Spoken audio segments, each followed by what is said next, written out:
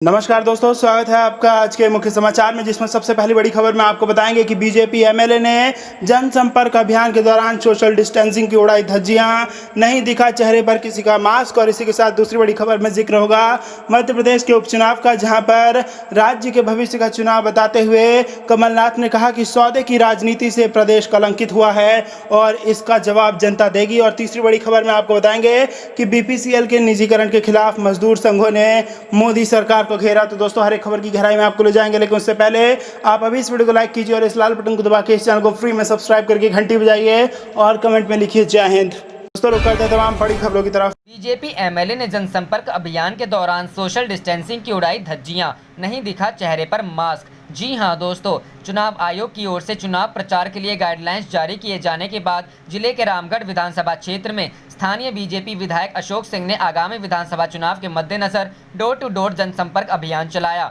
इस दौरान उनके साथ कई कार्यकर्ता मौजूद थे, लेकिन इस भीड़ में ना तो कार्यकर्ताओं के चेहरे पर मास्क दिखाई दिया और ना ही सोशल डिस्टेंसिंग का पालन होता दिखा। कोरोना संक्रमण से बचने के लिए देश के प्रधानमंत्री नरेंद्र मोदी और बिहार के मुखिया नीतीश कुमार लोगों से मास्क पहनने और सोशल डिस्टेंसिंग का पालन करने की अपील कर रहे हैं, लेकिन उनके इस अपील का उनके ही विधायक खुलेआम धज्जियां उड़ा रहे हैं। चुनाव प्रचार के दौरान कुछ पुलिसकर्मी भी विधायक जी के साथ थे, लेकिन उन्होंने भी उनको नियमों का पालन करवाना जरूरी नहीं समझा। इस संबंध में रामगढ़ विधायक अशोक सिंह ने बताया कि चुनावी समय है, हम लोग एक बार फिर सभी लोगों से डोर टू डोर मिल रहे हैं। हम लोग दिखावे पर नहीं जीते, हम लोग का काम बोलता है। मैंने अपने विधानसभा क्षेत्र में सभी विधायकों से ज्यादा पैसा लगाया और ज्यादा काम कराया। कभी भी किसी को जरूरत हुआ उनके लिए मैं खड़ा रहा। हमारी सरकार ने गरीबों के लिए कई योजनाएं चलाई हैं, जिसका सीधा लाभ लोगों को मिल रहा है। इस बार पूरे विधानसभा क्षेत्र में हमारी जीत होगी और मार्जिन भी जीत का बहुत बड़ा होगा। कोरोना काल में भी हम लोगों ने काम किया है, वहीं कुछ लोगों ने दिखावा किया है।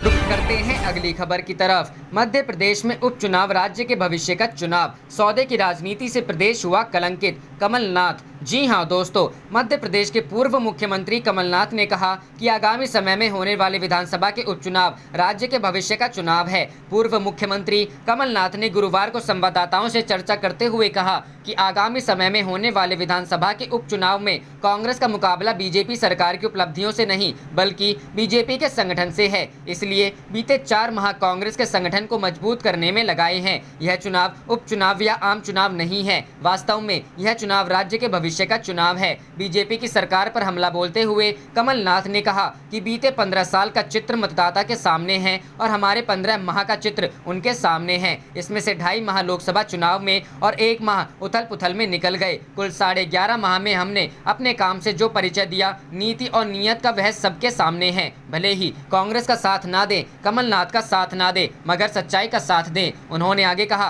कि जिन 27 विधानसभा सीटों पर उपचुनाव होने वाले हैं, वह राज्य के भविष्य से जुड़ा हुआ है। सौदे की राजनीति से मध्य प्रदेश कलंकित हुआ है। यह बोली से बनी हुई सरकार है, सौदा किया गया। कमलनाथ ने किसानों की कर्ज माफी का जिक्र करते हुए कहा, राज्य में 26.5 लाख किसानों का कर्ज माफ हुआ है। उसकी पेन ड्राइव हमारे पास है, इनमें हर किसान का ब्यौरा दर्ज है। इस पेन ड्राइव को हम सभी को देना चाहते हैं। पूर्व केंद्रीय मंत्री ज्योतिरादित्य सिंधिया पर हमला बोलते हुए कमलनाथ ने कहा कि अभी हाल ही में ग्वालियर में बड़े बड़े भाषण हुए, जिन्होंने खुद कर्ज माफी के कार्यक्रम किए, वे अब कहते हैं कि कर्ज माफ नहीं हुआ, इसलिए कांग्रेस छोड़ दी। यह झूठ और मीडिया की राजनीति अपने प्रदेश में चलने वाली नहीं है। कमलनाथ ने कहा कि राज्य को देश में नई पहचान बनाने का प्रयास किया था। राज्य की पहचान माफिया से ना हो, मिलावट से पहचान ना बने, इसके लिए माफिया और मिलावटखोरों के खिलाफ मोर्चा खोला था। रुक करते हैं अगली खबर की तरफ। बीपीसीएल के निजीकरण के खिलाफ मजदूर संघों ने मोदी सरकार से लगाई गुहार। जी हां दोस्तों, मजदूर संघों ने बुधवार को एक बार फिर पेट्रोलियम एवं प्राकृतिक गैस मंत्री धर्मेंद्र प्रधान से भारत पेट्रोलियम कॉर्पोरेशन लिमिटेड के प्रस्तावित निजीकरण के फैसले पर पुनर्विचार करने का आग्रह किया। प्रधान को भेजे गए एक संयुक्त पत्र में श्रमिक संगठनों ने कहा है, केंद्रीय श्रमिक संघों और महासंघों का संयुक्त मंच आपसे आग्रह करता है कि बीपीसीएल के निजीकरण के फैसले पर एक बार फिर से गंभीरता से विचार किया जाए और देश हित में इस उपक्रम का निजीकरण नहीं किया जाए। पत्र में कहा गया है कि श्रमिक संगठनों और बीपीसीएल कर्मचारी संघों के विरोध के बावजूद सरकार सार्वजनिक क्षेत्र की कंपनियों के निजीकरण को आगे बढ़ा रही है। इसमें कहा गया है कि बीपीसीएल संसद के कानून के जरिए बहुराष्ट्रीय पेट्रोलियम कंपनियों का राष्ट्रीयकरण करके बनाया गया था। यह देश के पेट्रोलियम क्षेत्र को मजबूत बनाने की दिशा में एक अहम कदम उठाया गया था। मजदूर संगठनों ने कहा है कि राष्ट्रीयकरण के बाद बीपीसीएल की क्षमता बढ़ाने में भारी निवेश किया गया ताकि देश की जनता को पेट्रोल, डीजल, खाना पकाने की गैस और मिट्टी तेल का निर्बाध रूप से आपूर्ति की जा सके। पत्र में कहा गया है कि बीपीसीएल ने पीएम केयर्स फंड में 125 करोड़ रुपए और स्टैच्यू ऑफ यूनिटी में 25 करोड़ रुपए का योगदान किया है। इसमें कहा गया है कई तरह की अड़चनों के बावजूद बीपीसीएल लगातार बेहतर काम करती रही है और राष्ट्रीय खजानों में लाभांश, विशेष लाभांश और करों के जरिए योगदान करती रही है। सरकार ने पिछले साल नवंबर में बीपीसीएल में अपनी 52.98% हिस्सेदारी बेचने का फैसला किया है। रुख करते हैं अगली खबर की तरफ। नीट जेईई एग्जाम के मामले में राहुल गांधी ने नरेंद्र मोदी पर साधा निशाना, कहा छात्रों के खिलाफ है मोदी सरकार। जी हां दोस्तों, नीट जेईई एग्जाम के मामलों में राहुल गांधी ने नरेंद्र मोदी पर निशाना साधा है। उन्होंने कहा है कि मोदी सरकार छात्रों का हित नहीं चाहती, वो छात्रों के खिलाफ है। बता दें कि आज सोनिया गांधी के साथ बैठक में 7 राज्य के मुख्यमंत्रियों ने भी जेईई और नीट एग्जाम पर आपत्ति जताई है। राहुल गांधी ने किया ट्वीट। राहुल गांधी ने ट्वीट के जरिए कहा कि नीट और जेईई एग्जाम की तैयारी करने वाले छात्र अपने स्वास्थ्य और भविष्य को लेकर चिंतित हैं। उनकी चिंता स्वाभाविक है। पहला, उन्हें कोरोना संक्रमित होने का डर है। दूसरा, कोरोना काल में परिवहन सेवाओं की समस्या है। और तीसरा, असम और बिहार में बाढ़ की समस्या है। उन्होंने कहा कि भारत सरकार को सभी की समस्याएं समझनी चाहिए और एक बेहतर उपाय लेकर सामने आना चाहिए। भारतीय रिजर्व बैंक की रिपोर्ट पर भी राहुल गांधी ने पीएम नरेंद्र मोदी को नसीहत दी। बता दें कि आरबीआई के द्वारा हाल ही में जारी की गई रिपोर्ट में बताया गया है कि देश में खपत को गंभीर झटका लगा है। गरीब लोगों को महामारी और लॉकडाउन की वजह से बहुत नुकसान पहुंचा है। ऐसे में अर्थव्यवस्था को पटरी पर लाने में बहुत समय लग जाएगा। कांग्रेस नेता राहुल गांधी ने आरबीआई के इसी बात का हवाला देते हुए एक बार फिर पीएम मोदी पर निशाना साधा। राहुल गांधी का कहना है कि जिस खतरे से मैं कई महीनों से आगाह कर रहा था, उसे अब आरबीआई ने भी मान लिया है। उन्होंने कहा था कि जरूरी है कि सरकार खर्च बढ़ाए, उधार नहीं। गरीबों को पैसा दे, न कि उद्योगपतियों को टैक्स कटौती और खपत से अर्थव्यवस्था को फिर से शुरू करे। मीडिया द्वारा ध्यान भटकाने से न गरीबों की मदद होगी, न आर्थिक आपदा सुलझेगी।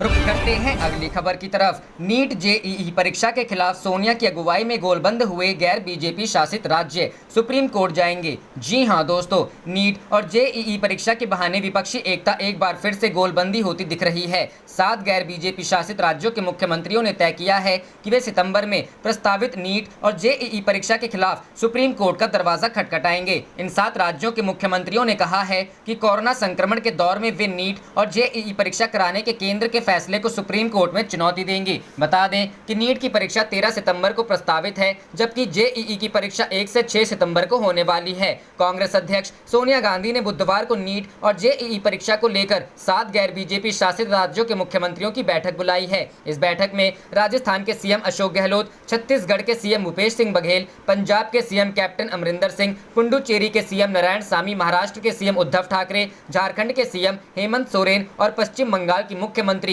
ममता बनर्जी ने हिस्सा लिया। ये सभी राज्य कोरोना काल में नीट और जेईई की परीक्षा टालने की मांग कर रहे हैं। सोनिया के साथ बैठक में इस मुद्दे पर चर्चा हुई कि नीट और जेईई को लेकर पहले प्रधानमंत्री के पास जाया जाए या फिर सीधा सुप्रीम कोर्ट का रुख किया जाए। पश्चिम बंगाल की मुख्यमंत्री ममता बनर्जी का कहना है कि समय नहीं रह गया है, इसलिए सीधे सुप्रीम कोर्ट जाना चाहिए। वहीं दूसरी तरफ झारखंड के सीएम हेमंत सोरेन का कहना है कि एक बार प्रधानमंत्री से मिलकर हमें अपनी बात कहनी चाहिए। मीटिंग के दौरान ममता बनर्जी ने कहा कि पंजाब के CM captain Amarinder Singh lead लें और अगर जरूरत पड़ी तो हमारी पार्टी का एक रिप्रेजेंटेटिव आपके साथ जाएगा और प्रधानमंत्री को चिट्ठी सौंपेगा। ममता बनर्जी ने कहा कि हम लोग को सुप्रीम कोर्ट जाना चाहिए क्योंकि बच्चों के भविष्य का मामला है। अब 7 राज्य नीट और जेईई परीक्षा को चुनौती देने के लिए सुप्रीम कोर्ट जाने का मन बना चुके हैं। हालांकि जब इस बाबत अंतिम फैसला लिया गया तो महाराष्ट्र के सीएम उद्धव ठाकरे अपना बयान देकर बाहर जा चुके थे। अब उनकी औपचारिक सहमति ली जानी बाकी है।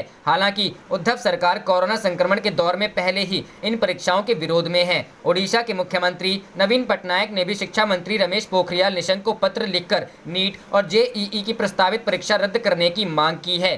तमिलनाडु की विपक्षी पार्टी डीएमके ने कहा है कि केंद्र को नीट की परीक्षा रद्द करना चाहिए और 12वीं के नंबर के आधार पर छात्रों को मेडिकल कॉलेज में दाखिला देना चाहिए। रुख करते हैं अगली खबर की तरफ। चीन के खिलाफ बोलने से मोदी और भारत सरकार को कौन रोक रहा है? डिफेंस एक्सपर्ट ने उठाए सवाल। जी हां दोस्तों, भारत और चीन के बीच सीमा विवाद को लेकर मोदी सरकार पर सवाल खत्म नहीं हो रहे हैं। राजनीतिक पार्टियों के साथ साथ अब रक्षा विशेषज्ञ भी मोदी सरकार की नीति को लेकर सवाल उठा रहे हैं। जाने से पहले आप इस वीडियो को लाइक कीजिए और इस लाल बटन को दबा के इस चैनल को फ्री में सब्सक्राइब करके घंटी बजा लीजिए। आप देख रहे थे आपका अपना चैनल धड़ाधड़ न्यूज। जय हिंद, जय भारत।